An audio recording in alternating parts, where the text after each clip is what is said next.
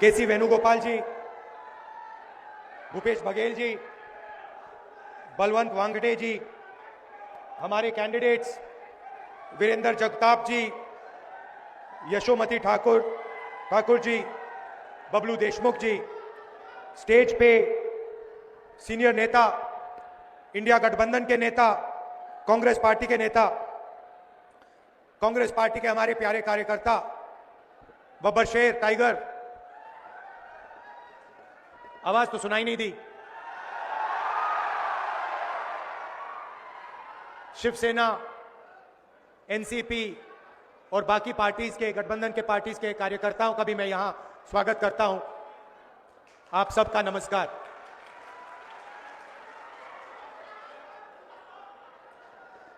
ये जो लड़ाई है, ये विचारधारा की लड़ाई है। एक तरफ कांग्रेस पार्टी और इंडिया गठबंधन, दूसरी तरफ बीजेपी, आरएसएस।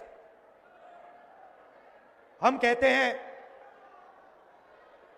कि देश संविधान से चलना चाहिए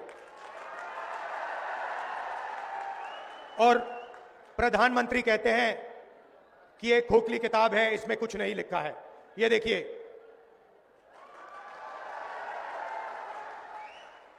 ये किताब खोखली सिर्फ आरएसएस के कार्यकर्ताओं के लिए और बीजेपी के लोगों के लिए है। हमारे लिए ये इस देश का डीएनए है। इसके अंदर अंबेडकर जी की, फूले जी की, शिवाजी महाराज जी की, बुद्ध भगवान की, नारायण गुरु, बसवना, महात्मा गांधी, इन सब की सोच हमारे लिए इस किताब में है।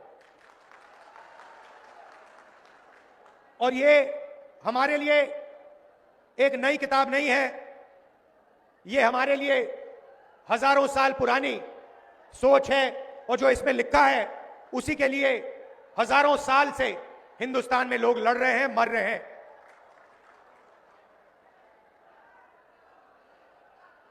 प्रधानमंत्री और बीजेपी के लोग बंद कमरों में छुपकर इस संविधान की हत्या करते हैं। मैं आपसे पूछना चाहता हूं, जब महाराष्ट्र की जनता से उनकी सरकार चोरी की गई, जिस मीटिंग में अदानी जी बैठे थे, अमित शाह जी बैठे थे,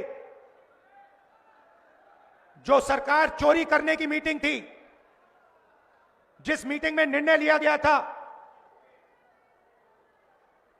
कि एमएलएस को खरीदा जाएगा, करोड़ों रुपए के लिए खरीदा जाएगा, क्या जब अमित शाह जी और बीजेपी के लोगों ने यह मीटिंग की, जब उन्होंने आपकी सरकार खरीद कर आपसे चोरी की, क्या वो संविधान की रक्षा कर रहे थे? इसमें कहां लिखा है कि करोड़ों रुपए देकर महाराष्ट्र की जनता की सरकार को चोरी किया जाए? कहां लिखा है? मुझे दिखा दो। संविधान में कहां लिखा है कि सरकार को चोरी करना चाहिए? और आज महाराष्ट्र में हर एक व्यक्ति को मालूम है वो सरकार क्यों चोरी की गई थी। वो सरकार धारावी के कारण चोरी की गई थी, क्योंकि बीजेपी के लोग, नरेंद्र मोदी, अमित शाह, धारावी की जमीन, महाराष्ट्र के गरीब लोगों की जमीन, 1 लाख करोड़ रुपए की जमीन अपने मित्र गौतम अदानी को देना चाहते थे। इसीलिए महाराष्ट्र की सरकार आपके हाथों से चोरी की गई है। और यह पूरा महाराष्ट्र जानता है, पूरा महाराष्ट्र जानता है। आंखों के सामने करोड़ों रुपए देकर, एमएलए खरीदकर आपकी सरकार आपसे छीनी गई, चोरी की गई।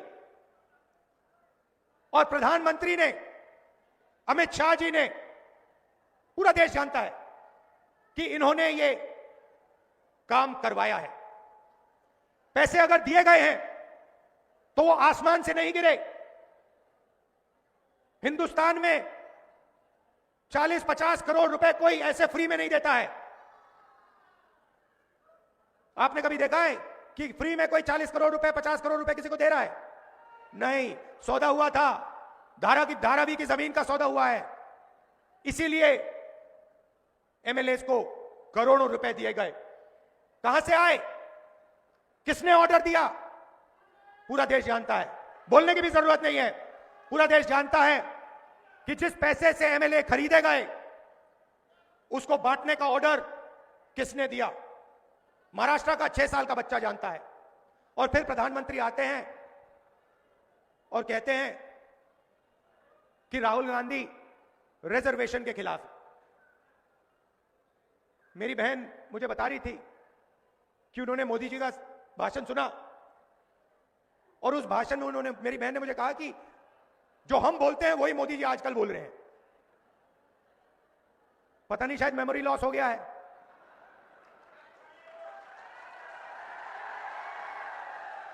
जैसे अमेरिका का पूर्व राष्ट्रपति था, कभी कुछ बोलता था, कभी कुछ बोलता था, भूल जाता था, उसको याद दिलाना पड़ता था पीछे से, भैया आपको ये नहीं बोलना, आपको ये बोलना है। वहां पे यूक्रेन का राष्ट्रपति आया और अमेरिका के राष्ट्रपति ने कहा कि भैया रूस के राष्ट्रपति पुतिन आए हैं। उनके पीछे लोग आए, कहे नहीं नहीं नहीं भैया रूस के नहीं है, यूक्रेन के हैं। उनका मेमोरी लॉस हो गया था। वैसे ही हमारी प्रधानमंत्री का मेमोरी लॉस हो रहा है। पता नहीं, शायद अगली मीटिंग में आपके पास आएंगे, कहेंगे भैया महाराष्ट्र की सरकार सोयाबीन के लिए 7,000 रुपए देती है प्रति क्विंटल। मैंने कहा कि बीजेपी कॉन्स्टिट्यूशन पे आक्रमण कर रही है, वो कहते हैं कांग्रेस पार्टी संविधान पर आक्रमण कर रही है। हर भाषण में मैं कह रहा हूं, मैं इसको लेके खड़ा हो रहा हूं, कह रहा हूं कि भाई इस पर बीजेपी आक्रमण कर रही है। 1 साल से मैं बोल रहा हूं, मोदी जी को पता लगा कि लोगों को गुस्सा आ रहा है, तो मोदी जी कह रहे हैं, राहुल गांधी कह रहा है कि राहुल गांधी संविधान पर आक्रमण कर रहा है। मैं हर मीटिंग में कहता हूं कि 50% की रिजर्वेशन की जो दीवार है उसको हम तोड़ के परे कर देंगे। लोकसभा में मैंने नरेंद्र मोदी जी के सामने बोला कि 50% की जो रिजर्वेशन की दीवार बना रखी है, जिसको आप नहीं तोड़ना चाह रहे हो, उसको हम लोकसभा में तोड़ के दिखाएंगे। उनके सामने मैंने बोला मेमोरी लॉस हो गई। मोदी जी कहते हैं राहुल गांधी रिजर्वेशन के खिलाफ है। राहुल गांधी, उनके सामने मैंने बोला कि मैं 50% की जो दीवार है उसे तोड़ने वाला हूं, कांग्रेस पार्टी इंडिया गठबंधन उस दीवार को तोड़ेगी। और मोदी जी का मेमोरी लॉस हो गया, कहते हैं राहुल गांधी तो रिजर्वेशन के खिलाफ है। अगली मीटिंग में कहेंगे कि राहुल गांधी जाति जनगणना के खिलाफ है। मैंने उनके सामने बोला मोदी जी जाति जनगणना कराइए, देश को पता लगना चाहिए कितने दलित हैं, कितने आदिवासी हैं, कितने पिछड़े वर्ग के लोग हैं। देश को पता लगना चाहिए कि इनकी भागीदारी कितनी है। आबादी आप समझो, आप ताली बजा रहे हो मगर बात समझो। मैं 1 साल से हर भाषण में ये कह रहा हूं, मीडिया वाले दिखाते नहीं है, ये उनके हैं। अच्छा, मजे की बात है, जब मैं कहता हूं ये उनके हैं तो ये मेरी ओर देख के मुस्कुराते हैं, कहते हैं हां हम उनके हैं, आपके नहीं हैं। देखिए मुस्कुरा रहे हैं, देखिए देखिए देखिए, ये देखो ये ऐसे कर रहा है, देखो। मगर देखो इनकी गलती नहीं है, इनकी गलती नहीं है। ये तो मुझे अच्छे लगते हैं, इनको काम करना है, इनको सैलरी लेनी है, इनको बच्चों का एजुकेशन करना है, इनको खाना खाना है। तो ये मालिकों के खिलाफ कुछ नहीं कर सकते, ये एक प्रकार से गुलाम है। तो इनसे मेरी कोई लड़ाई नहीं है। मगर ये हमारी बात कभी नहीं दिखाएंगे, 24 घंटा मोदी जी का चेहरा दिखाएंगे, हमारा भाषण कभी नहीं दिखाएंगे। जैसे अभी मैंने बोला नरेंद्र मोदी जी का मेमोरी लॉस हो गया, ये कभी नहीं बताएंगे, सवाल नहीं उठता।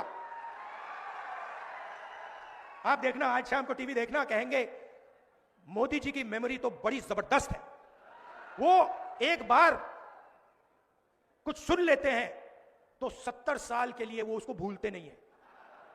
और फिर उसमें जोड़ देंगे जब वो छोटे थे, झील में जाके वो मगरमच्छ से लड़े थे और मगरमच्छ को उन्होंने डुबाया। मगर जब गंगा जी में जाते हैं तो लगता है कि तैरना नहीं जानते हैं। तो मेरा कहना है कि लड़ाई संविधान की है। अंबेडकर जी की सोच, गांधी जी की सोच, बुद्ध भगवान की सोच, फूले जी की सोच, उसकी हम रक्षा कर रहे हैं। जब हम कहते हैं कि जाति जनगणना होना चाहिए, मैं आपसे पूछता हूं, क्या अंबेडकर जी जाति जनगणना के साथ होते या खिलाफ होते? साथ होते ना। फूले जी साथ होते खिलाफ होते? बुद्ध भगवान साथ होते खिलाफ होते? नारायण गुरु, बसवना, महात्मा गांधी साथ होते खिलाफ होते? नरेंद्र मोदी खिलाफ है। नरेंद्र मोदी जाति जनगणना के खिलाफ है, क्योंकि अगर खिलाफ नहीं होता तो 5 साल 7 साल पहले वो इसको करवा देता। मगर नरेंद्र मोदी नहीं करवाना चाहता है और आज मैं आपको ये बताने आया हूं क्यों। आपकी आबादी, पिछड़ों की आबादी 50% है कम से कम। दलित 15, आदिवासी 8, माइनॉरिटी 15, जोड़ दो तो 90% हो जाता है और 90% आपकी आबादी है। जीएसटी आप देते हो। ये जो हमारी बहनें हैं, जब आप साड़ी खरीदते हो तो आप 18% जीएसटी अपने जेब से देती हो। जब आप कुछ भी खरीदते हो उसमें ऑटोमेटिकली जीएसटी लग जाता है। अगर आपने अपनी बेटी के लिए एक साड़ी खरीदी, आप 18% जीएसटी देती हो। अगर वही साड़ी अरबपति अदानी ने खरीदी तो वो भी 18% जीएसटी देगा, वो 19% नहीं देगा। जितनी आप देते हो उतनी वो देता है। और ये सारी की सारी जीएसटी इकट्ठा होती है, दिल्ली जाती है और वहां पे बजट का निर्णय लिया जाता है। आपने देखा होगा सीतारमन जी सूटकेस लेके आती हैं पार्लियामेंट हाउस में, देखा ना आपने? महाराष्ट्र में दूसरा सूटकेस लेके आते हैं एमएलए वाला, वहां पे छोटा सा सूटकेस होता है, यहां पे बहुत बड़ा होता है। छोटा सा सूटकेस लेके जाती हैं और बजट पेश करती हैं। तो मैंने पता लगाया कि ये जो बजट है, आपके जीएसटी का बजट, इसको कौन बनाता है? पता लगा कि 90 अफसर इस बजट को बनाते हैं। 90 अफसर सारे के सारे फाइनेंशियल निर्णय लेते हैं। महाराष्ट्र में कितना पैसा आएगा, सड़कों में कितना जाएगा, रेलवेज में कितना जाएगा, अग्निवीर होगा या नहीं होगा, सारे के सारे निर्णय 90 ब्यूरोक्रेट लेते हैं, आईएएस अफसर हैं। मैंने उनकी लिस्ट निकाली और मैंने कहा पता लगाते हैं कि 90 में से दलित कितने, आदिवासी कितने, पिछड़े वर्ग के कितने, और यह भी पता लगाते हैं कि जब धन बढ़ता है तो कितने रुपए का निर्णय आदिवासी अफसर लेते हैं, कितने का दलित लेते हैं, कितने का पिछड़े वर्ग लेते हैं। आज मैं आपको ये बताना चाहता हूं, दलितों की आबादी 15%, 90 अफसर में से 3 आपके, और 3 अफसर अगर बजट में 100 रुपए बढ़ता है तो 3 अफसर पूरा मिलाकर 100 में से 1 रुपये का निर्णय लेते हैं। दलितों की आबादी 15%, बजट में दलितों की भागीदारी 1 रुपया 100 रुपए में से। आदिवासी 8% आबादी, 100 रुपए में से 10 पैसे का निर्णय ये लेते हैं। आबादी 8%, भागीदारी 100 रुपए में से 10 पैसा। और पिछड़े वर्ग के कम से कम 50% आपकी आबादी है। 3 अफसर हैं आपके, 90 में से छोटे छोटे डिपार्टमेंट दे रखे हैं। और अगर आप ओबीसी अफसर को जोड़ दें तो 100 रुपए में से 5 रुपए का निर्णय ओबीसी अफसर लेते हैं। मतलब अगर आप दलित, आदिवासी और पिछड़े वर्ग को जोड़ दें तो 6 रुपए 10 पैसे 100 रुपए में से आप निर्णय लेते हो। आपकी आबादी 50%, 15%, 8%, 73% होता है टोटल,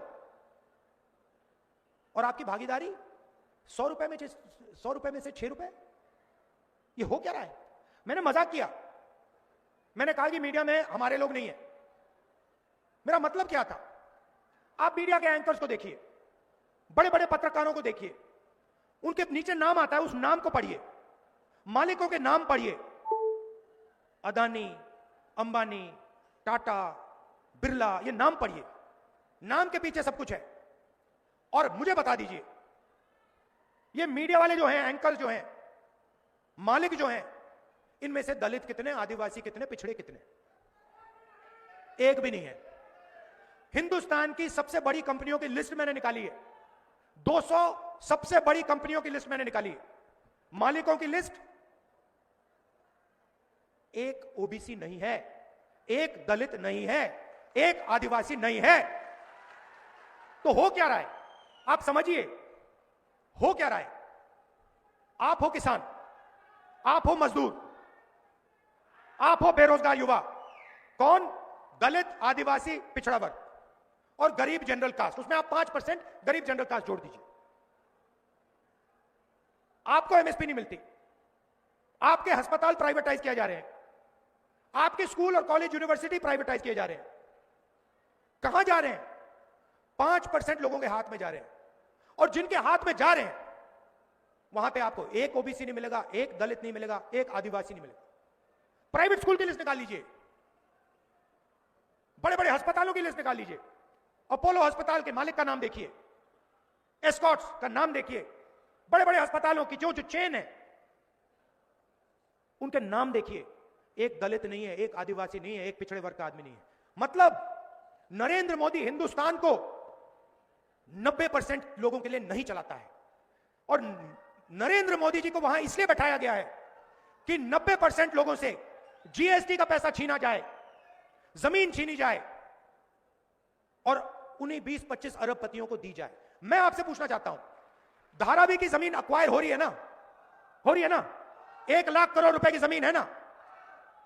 गरीब लोग है ना? मैं आपसे पूछना चाहता हूं, कोलाबा की जमीन क्यों नहीं अक्वायर होती?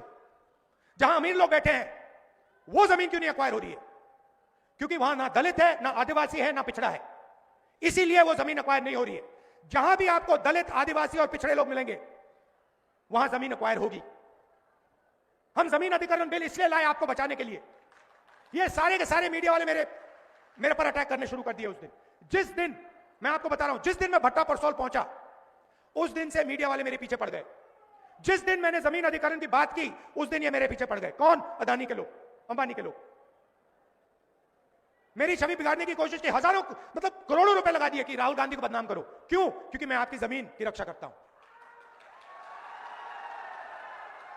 और मैं कहता हूं कि अगर धारावी की जमीन अदानी को दी जाएगी, अगर लाखों करोड़ रुपए उसके हवाला किया जाएगा, उसको दिया जाएगा, तो फिर हजारों करोड़ रुपए हमारे किसानों की जेब में भी जाना चाहिए।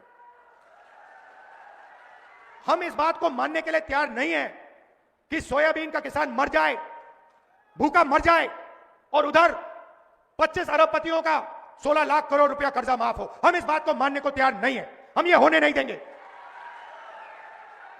इसीलिए पूरी की पूरी मीडिया इंडिया गठबंधन के खिलाफ खड़ी है। इसीलिए 24 घंटा नरेंद्र मोदी का चेहरा दिखता है। भाई और बहनों, आपकी जमीन इनको चाहिए, आपका जल इनको चाहिए, आपका जंगल इनको चाहिए, ये आपसे सब लेना चाहते हैं। हिंदुस्तान के 25 अरबपति हैं, 16 लाख करोड़ रुपया उनका कर्जा माफ किया है। हमने हिंदुस्तान के हर किसान का कर्जा माफ किया था। 70,000 करोड़ रुपए लगे थे, 70,000 करोड़ रुपए लगे थे। इन्होंने अरबपतियों का 16 लाख करोड़ रुपया माफ किया है। 1 लाख करोड़ रुपए अदानी को धारावी में देने जा रहे हैं। ये सोचते हैं बड़ी आसानी से होगा, इतनी आसानी से नहीं होने वाला। राहुल गांधी खड़ा हुआ है यहां पे। तो यही सवाल है, कॉन्स्टिट्यूशन में कहीं नहीं लिखा है कि दलितों की, पिछड़ों की, मजदूरों की, गरीबों की जमीन छीनकर 25 अरबपतियों को दिया जाएगा। कहीं नहीं लिखा है। मुझे दिखा दो, मुझे दिखा दो, या कहां लिखा है इस किताब में कि अरबपतियों का 16 लाख करोड़ रुपए माफ होना चाहिए? कहां लिखा है कि धारावी की जमीन छीनी जानी चाहिए और जो वहां मजदूर रहते हैं, गरीब रहते हैं, उनको उठा के बाहर फेंक देना चाहिए? कहां लिखा है इस किताब? कहीं नहीं लिखा है। क्योंकि यह किताब शिवाजी महाराज की किताब है और शिवाजी महाराज मर जाते मगर गरीबों का नुकसान नहीं करते। शिवाजी महाराज मर जाते मगर धारावी की जमीन अदानी को नहीं देते। ये सच्चाई है, ये महाराष्ट्र की सच्चाई है, ये हिंदुस्तान की सच्चाई। तो इसीलिए हमने निर्णय लिया है, और ये शुरुआत है। दिल्ली में सरकार नहीं बनी, नहीं तो हम आपको अच्छी तरह दिखाते। हमने निर्णय लिया है कि अगर वो अरबपतियों को लाखों करोड़ रुपए दे सकते हैं, तो हम महाराष्ट्र के किसानों को, मजदूरों को, महिलाओं को भी लाखों करोड़ रुपए दे सकते हैं। यहां महिलाएं आई हैं, हमारी सरकार यहां चुनकर आएगी। दिसंबर में आप सुबह जगेंगी और कहेंगी कि चलो देखते हैं बैंक अकाउंट में कितना पैसा है, और आपको पता लगेगा कि इंडिया गठबंधन की महाराष्ट्र की सरकार ने महीने का 3,000 रुपए आपके बैंक अकाउंट में डाल दिया है। आप अपने बच्चों से जाके कहेंगी 3,000 रुपए हमारे बैंक अकाउंट में इस महीने के लिए आएगा, और आपके बच्चे आपसे कहेंगे मम्मी अगले महीने भी 3,000 रुपए हमारे बैंक अकाउंट में आएगा, उसके बाद भी आएगा, उसके बाद आएगा। हर महीने पहली तारीख 3,000 रुपए हमारे बैंक अकाउंट में, हमारे गरीब परिवार के बैंक अकाउंट में इंडिया गठबंधन की सरकार डालेगी। जैसे नरेंद्र मोदी जी अदानी जी के बैंक अकाउंट में पैसा डालते हैं, 1 अरबपति के बैंक अकाउंट में डालते हैं, वैसे ही हम हजारों लाखों महाराष्ट्र की महिलाओं के बैंक अकाउंट में पैसा डालने जा रहे हैं।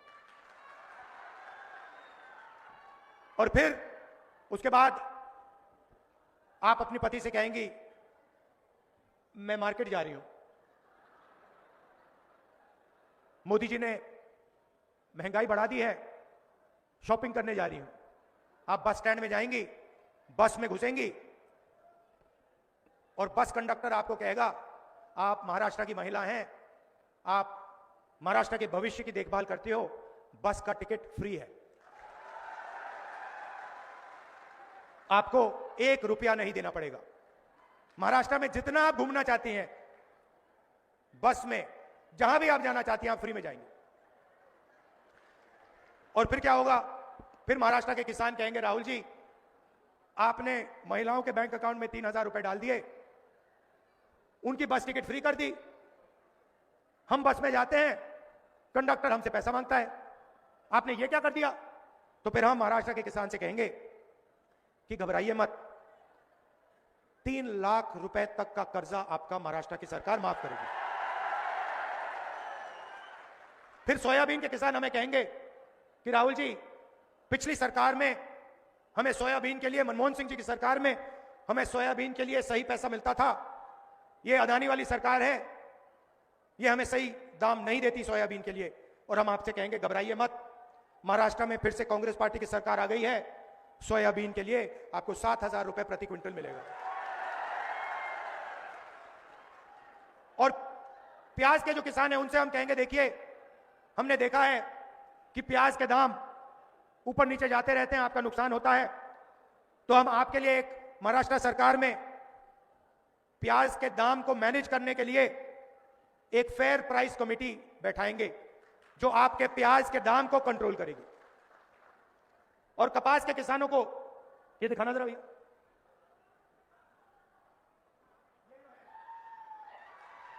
ये जो है ये महाराष्ट्र के किसान की मेहनत है,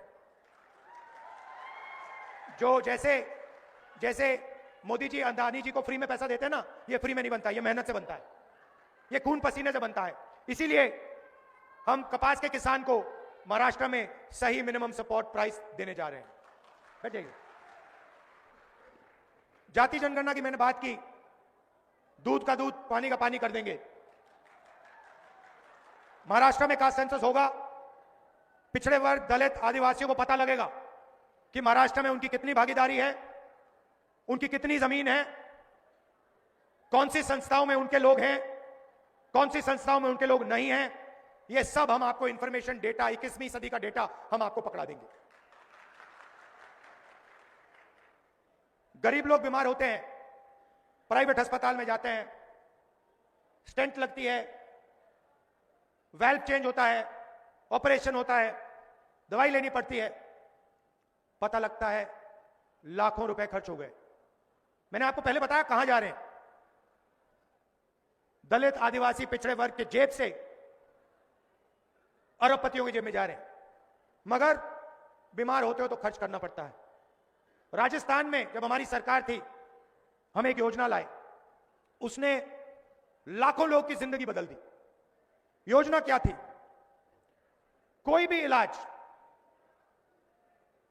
इलाज गरीब व्यक्ति को करना हो, स्टेंट लगवानी हो, पेट का ऑपरेशन करवाना हो, वाल्व बदलना हो, कैंसर की सर्जरी करनी हो, राजस्थान में हमारी योजना कहती थी कि भैया 25 लाख रुपए तक का बीमा आपको मिलेगा। और यही काम हम यहां महाराष्ट्र में करने जा रहे हैं।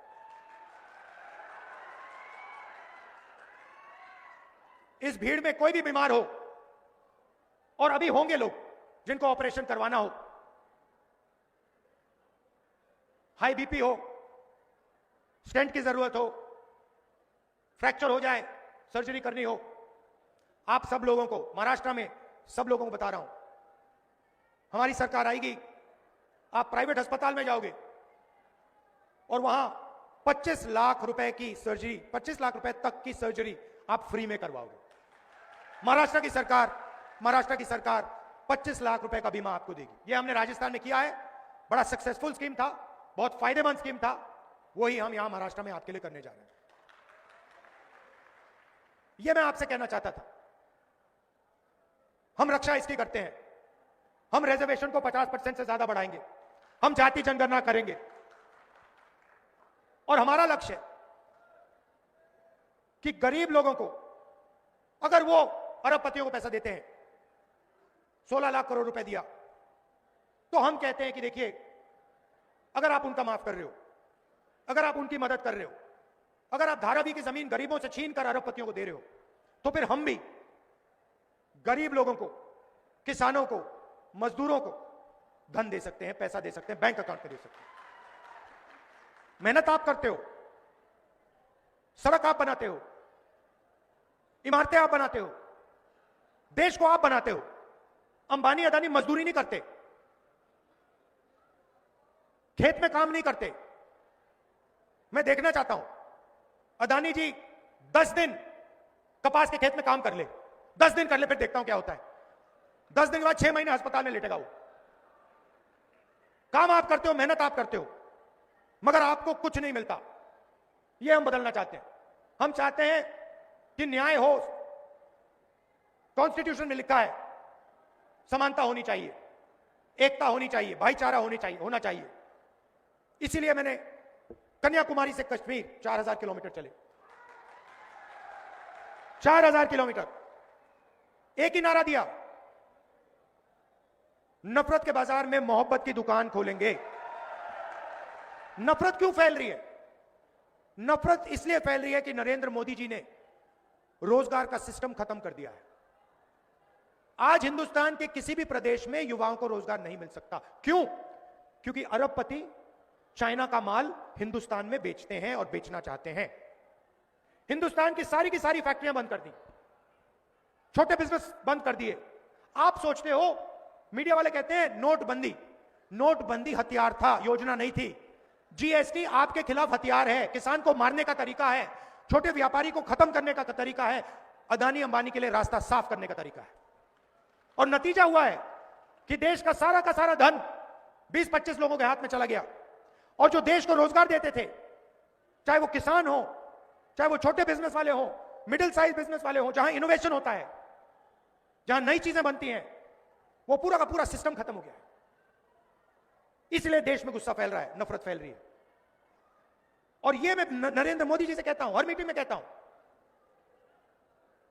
आप मन की बात करते हो, आप देश के लिए रोजगार लाइए, आप महंगाई कम कीजिए, आप किसानों को सही एमएसपी दीजिए, आप मजदूरों की मदद कीजिए, आप अरबपतियों के लिए काम करना बंद कीजिए।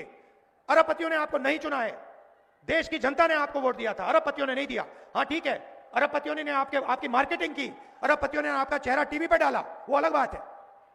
मगर प्रधानमंत्री को देश की जनता के लिए काम करना चाहिए, प्रधानमंत्री को अरबपतियों के लिए काम नहीं करना चाहिए। और यह मत भूलिए, ये जो सरकार महाराष्ट्र में है, ये चोरी की सरकार है। ये आपकी सरकार नहीं है, ये सरकार आपसे चोरी की गई थी और ये संविधान के खिलाफ बनी हुई सरकार है। लड़ाई संविधान की है, लड़ाई रिजर्वेशन की है, लड़ाई जाति जनगणना की है, लड़ाई सही एमएसपी की है। आप दूर दूर से आए, दिल से आपका धन्यवाद करना चाहता हूं। आपने कष्ट उठाया, 1-2 घंटे चल के आप आए, बस में आए, दिल से आपका धन्यवाद करता हूं। नमस्कार, जय हिंद, जय महाराष्ट्र।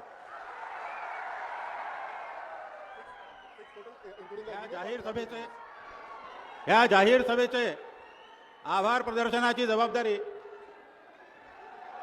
कृषी उत्पन्न बाजार समितीचे माजी सभापती आणि अमरावती जिल्हा बँकेचे संचालक श्री श्रीकांत गावंडे